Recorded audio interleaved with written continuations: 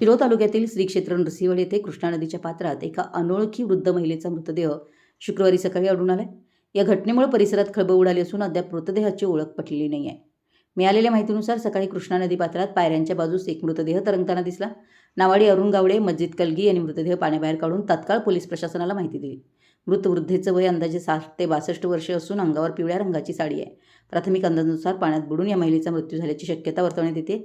पोलिसांनी घटनास्थळाचा पंचनामा करून मृतदेह उत्तरीय तपासणीसाठी ग्रामीण रुग्णालयात पाठवला आहे। सदर वृद्धेबाबत कोणास काही माहिती असल्यास शिरोळ पोलीस ठाण्याशी संपर्क साधावा असं आवाहन केलंय।